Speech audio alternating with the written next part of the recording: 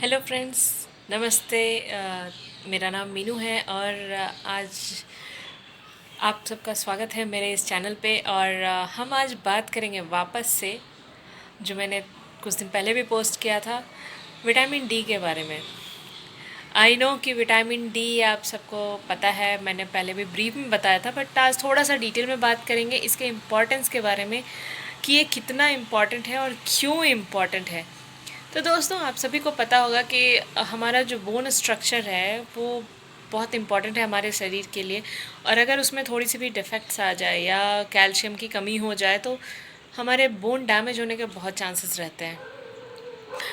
तो vitamin D क्या करता है? विटामिन डी आपके जो कैल्शियम और फास्फोरस, जो हमारे बोन की जो स्ट्रांगनेस है उसको बनाए रखने में हेल्प करता है। इनफैक्ट मतलब कैल्शियम के एब्जॉर्प्शन में हेल्प करता है vitamin D. Vitamin D actually में है क्या? विटामिन डी एक्चुअली में अगर देखा जाए तो वो विटामिन एज सच, जैसे हम लोग बाकी विटामिन के बारे में बात करते हैं वैसे विटामिन नहीं है। ये सनसाइन, जो हमारा जो सूरज की किरणें हैं, जब हम वो सन एक्सपोजर लेते हैं तो हमारे बॉडी में सिंथेसाइज होता है, स्किन के अंदर वो सिंथेसाइज होता है, राइट। और ये फ़ैट सोल्यूबल है, मतलब इसके लिए फ़ैट का बॉडी में होना ज़रूरी है, क्योंकि फ़ैट सोल्यूबल विटामिन्स वाटर में तो मिक्स होंगे नहीं, तो अगर उनको एब्जॉर्ब होना है तो फ़ैट हमारे बॉडी में जो होते हैं उनके थ्रू होता है। तो इसके लिए विटामिन डी हमारा क्या करता है कि जब कैल्शियम आप खाते हैं, कैल्शियम वाली चीज़ें खाते हैं या फास्फोरस वगैरह बॉडी में जाता है, तो उनको वो बनाए रखने के लिए, हमारे बोन में बनाए रखने में हेल्प करता है, रेगुलेट करने में हेल्प करता है कैल्शियम और फास्फोरस को। इवन क्या करता है, जैसे आप छोटे बच्चों में अगर आप देखा जाए तो रिकेट्स की प्रॉब्लम होती है, जो मतलब बोन डिफॉर्मिटीज़, लाइक कि बोन टेढ़ा हो गया या डिफॉर्मेशन जो हो जाते हैं, वो क्यों होता है? मोस्टली इसके लिए क्योंकि उसमें विटामिन डी की कमी होती है, और जो कैल्शियम को बनाए रखने में नॉट सफिशेंट, राइट, कि वो है ही नहीं, तो बोन तो मजबूत होंगे नहीं और कुछ ना कुछ डिफॉर्मेशन तो होगा ही होगा। बड़ों में भी होता है, बट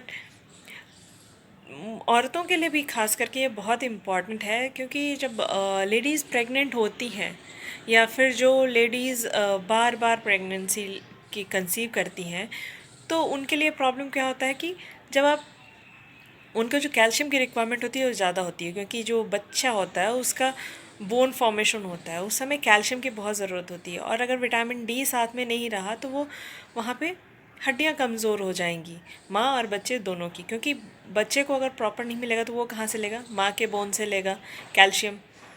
और इसकी वजह से क्या होता है, वो कमी हो जाती है। तो जो माँ बार बार, मतलब जो लेडीज़ बार बार माँ बनती हैं, उनके लिए भी ये प्रॉब्लम हो जाती है कि आप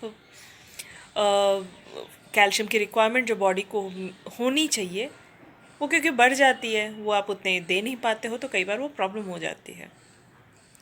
और तो और जहाँ सनलाइट्स कम जाती है, जहाँ मतलब अगर बोला जाए जहाँ सनलाइट्स जाती ही नहीं है, और वो वेगन अगर है, मतलब सिर्फ वेजिटेबल्स खाते हैं लोग वहाँ पे, तो वहाँ पे आपको विटामिन डी की डिफिशिएंसी मिलेगी। नॉर्मली अब बोलते हैं विटामिन डी की डिफिशिएंसी मिलेगी, लेकिन कैसे? क्योंकि हमने कहा कि मेन सोर्स जो है हमारा सनलाइट है, सनलाइट में एक्सपोजर होता है, और विटामिन डी जो हमारा बॉडी में फॉर्मेशन होता है, क्योंकि वो वहाँ पे उनका प्रोसेस चालू होता है विटामिन डी बनने का, ठीक है। तो यहाँ क्या होता है, अगर जहाँ सनलाइट मिलती ही नहीं है तो वहाँ पे क्या करेंगे? तो वहाँ पे वो लोग सप्लीमेंट्स लेते हैं। और इसका अदर सोर्स अगर खाने में बोला जाए तो खाने में क्या है? खाने में आप अगर देखेंगे तो बहुत कम चीज़ों में मिलती है, जैसे आपको फ़िश, एग, नॉन-वेज सारे सोर्स हैं। इनफैक्ट बटर में भी मिलता है, थोड़ा बहुत आपको किसी न किसी वेज में मिल जाएगा, बट नॉट सफिशेंट। तो खाने में आपको सप्लीमेंट लेना चाहिए अगर विटामिन डी की आपको कमी नहीं चाहिए। अगर विटामिन डी ज़्यादा हो गया शरीर में तो क्या होगा? विटामिन डी अगर ज़्यादा हो गया तो प्रॉब्लम ये है कि टॉक्सिसिटी बढ़ जाएगी, और टॉक्सिसिटी बढ़ जाएगी तो क्या होगा? कैल्शियम बॉडी में ज़्यादा होने के चांसेस रहते हैं, और कैल्शियम अगर ज़्यादा रहेगा तो आप सभी को पता है कि छोटे छोटे टिश्यूज़ या सेल्स बन करके वो हर जगह जमा होना शुरू होता है, हमारे किडनी में, लिवर में, हर जगह जमा होना शुरू होता है। तो वो एक अलग सा प्रॉब्लम है। विटामिन डी ज़्यादा कब होता है शरीर में? ज़्यादा तब होता है जब आप सप्लीमेंट्स लेते हैं विटामिन डी के ज़्यादा, मतलब जितने ज़रूरत होती है शरीर को उससे ज़्यादा अगर आपने लिया तो वहाँ पे टॉक्सिसिटी के चांसेस हैं। अदरवाइज़ अगर आप सनलाइट में एक्सपोजर लेते हैं तो आपकी टॉक्सिसिटी नहीं होगी, राइट। तो दोस्तों विटामिन डी बहुत ज़रूरत है, क्योंकि आपका जो बोन स्ट्रक्चर है उसको मज़बूत रखना बहुत बहुत बहुत इम्पॉर्टेंट है। अगर कैल्शियम कम हो गया तो आप समझ सकते हैं कि आपको घुटनों में प्रॉब्लम हो जाएगी, ऑस्टियोपोरोसिस हो जाएगा, आपकी जो हड्डियां हैं इतनी कमज़ोर हो जाएंगी कि आप झटके में भी आपका बोन डैमेज हो सकता है और आप ब्रिटल हो जाते हैं, राइट। आपका जो बोन्स है जो वो ब्रिटल हो जाएगा, जरा से झटके में टूट सकता है। तो दोस्तों इसको हल्के में मत लीजिए, अपने सेहत का ध्यान रखिए और जो हेल्दी चीज़ें हैं वो खाइए और जो न्यूट्रिएंट्स चाहिए आपको वो लीजिए। अगर खाने से आप नहीं ले पा रहे हैं, आपकी कोई मजबूरी है, खाने से नहीं मिल पा रहा है, तो सप्लीमेंट्स लीजिए, लेकिन लीजिए। और सप्लीमेंट्स लेने में दोस्तों ध्यान दीजिए कि आप क्वालिटी क्या ले रहे हैं, क्योंकि मार्केट में आपको बहुत सारी चीज़ें मिल जाएंगी जो कि हेल्थ के लिए अच्छा नहीं है, केमिकल बेस्ड है। तो केमिकल आपको पता है कि लास्ट में साइड इफ़ेक्ट देगा ही देगा, लॉन्ग टर्म में आपको पता चलेगा, शॉर्ट टर्म में नहीं।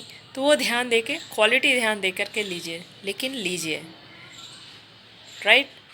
क्योंकि अगर हेल्थ है तो सब कुछ है। Thank you so much, bye bye, take care.